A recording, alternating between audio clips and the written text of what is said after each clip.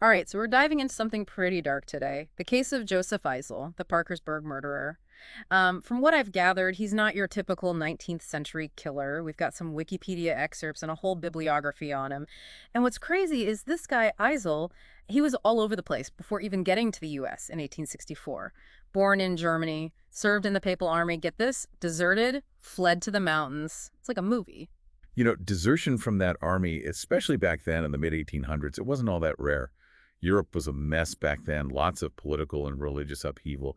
Imagine being a soldier, totally losing faith in what you're fighting for. Yeah, I can see that. Now with Eisel, knowing what he did later, I gotta wonder if this shows, maybe he just didn't care much for rules, that he was okay being on the wrong side of the law. Interesting. So this guy Eisele ends up in Parkersburg, West Virginia, gets married, tries to be a carpenter, not exactly screaming future serial killer, is it? True, not at first glance.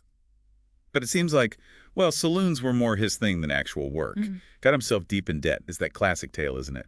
You get in too deep, and suddenly anything seems like a good way out. And then comes Joseph Lilienthal, a saloon owner. Eisele's first victim. Another German immigrant, by the way. Yeah. Maybe Eisel thought he'd be an easy target. Who knows? This was June 5th, 1867.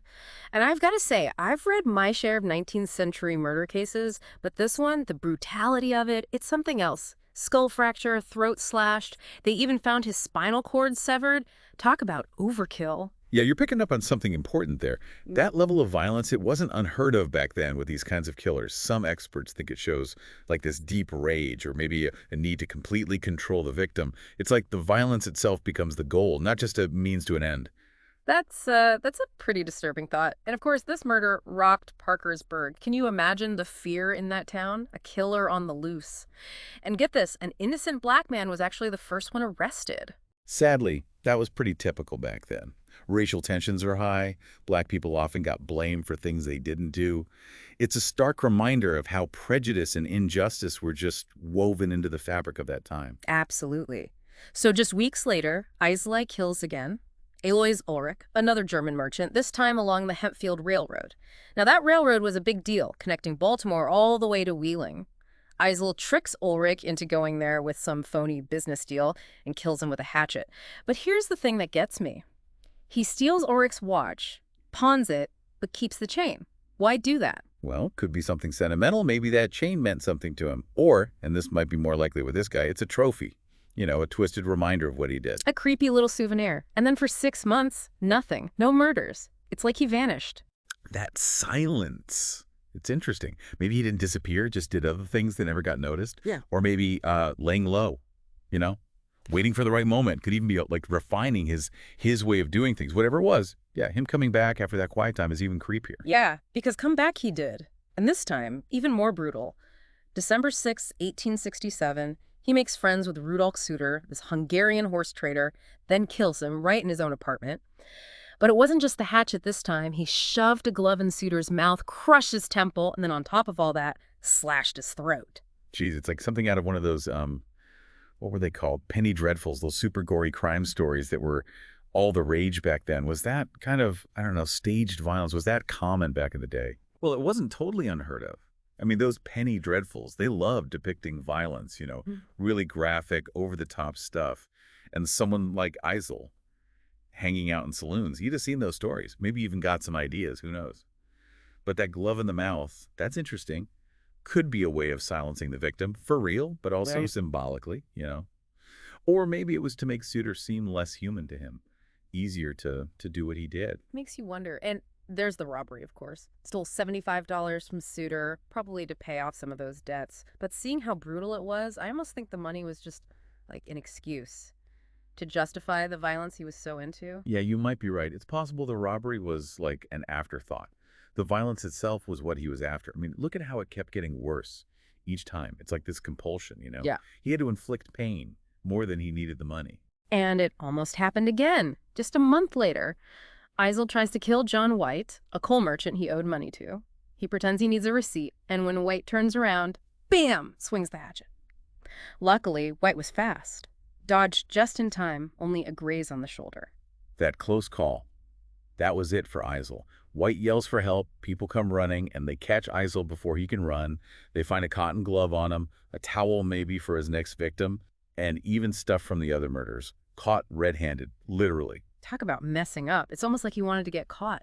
You never know. Maybe deep down, he was looking for a way out of all that violence he was trapped in. Well, with all that evidence, Eisele confessed to the murders, even wrote it all down himself. Trial was quick. He pleads guilty to everything. But here's the weird part. He keeps saying his wife knew nothing about it. And he's telling people to stay religious so they don't end up like him. Kind of a strange thing to focus on, right? It's definitely odd. Like, he was trying to, I don't know, cling to some idea that he was still a decent person, not the monster everyone saw him as. And about his wife, maybe he really was trying to protect her. Or maybe it was his way of shifting the blame, making himself feel less guilty about what he'd done. And what about him going on about religion? Was it real remorse or just trying to look good for everyone? Honestly, who knows? Yeah. But it makes you think about, the role of faith and all that, especially in a case this messed up. Well, the jury, they didn't need much time. Guilty on all counts. The speaker of the court even said how sad it was, this educated guy like Eisele going down such a dark path. Shows you, brains don't equal good character. No, they don't. Eisele proves anyone can have darkness inside them no matter where they come from or how smart they are. It's kind of scary when you think about it. And so on March 6, 1868, Joseph Eisele was hanged. Public execution, they say over 5,000 people came to watch. Yeah, public executions. That was the norm back then. Big event. Drew huge crowds. With Eisele, they had to call in the militia to get him to the gallows. Just imagine, the crowd was so big they were worried about riots. The paper said it was a somber mood. But you can't help but wonder, right? Why would so many people want to watch something so awful? It's complicated. Some probably felt like justice was being done, finally. Others, maybe just morbid curiosity, who knows. But there's something about public executions. They tap into this primal thing in us, this fascination with violence and death. So we followed Eisele from the beginning through his horrible crimes all the way to the end. But the question is, why did he do it? Was it just greed, needing money that badly? Or was there something darker going on? We talked about how rough his early life was, right? Europe, deserting the army, struggling to make a living here.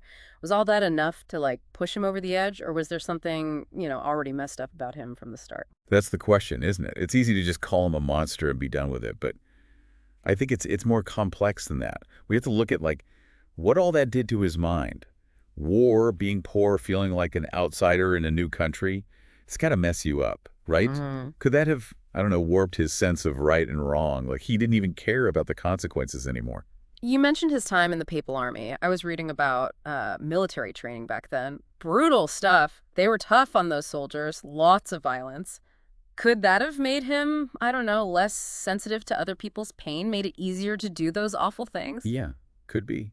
We know seeing violence all the time, it changes you. Your emotions get numb, you stop caring as much, and suddenly aggression, it's not a big deal anymore. So are we saying he was like a victim of his own life? That he was always going to be a killer because of what he went through? Not exactly. It's not that simple. I mean, sure, his past probably played a part, but there could have been something, off about him to begin with. Maybe a personality thing or just no control over his impulses. That's what makes this case so interesting, right? All those unanswered questions. We can look at the facts, guess at his reasons, but we'll never really know what was going on inside Joseph Eisele's head. Exactly. That's what's so cool and so frustrating about studying history, especially these crime stories. You're putting together these little pieces of someone's life, trying to understand actions that, well, sometimes just don't make sense. I think we did a pretty good job putting Eisele's puzzle together, though. We looked at his past, those terrible crimes, and tried to figure out why he did it.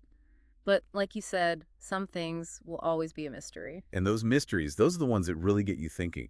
They force us to look at, how complicated people are, how even normal-seeming folks can have this darkness inside them. So to go back to your first question, what makes Eisele's case stand out?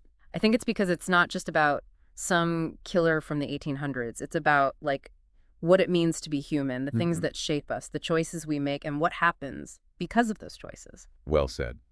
It reminds us that the past, it's not really gone.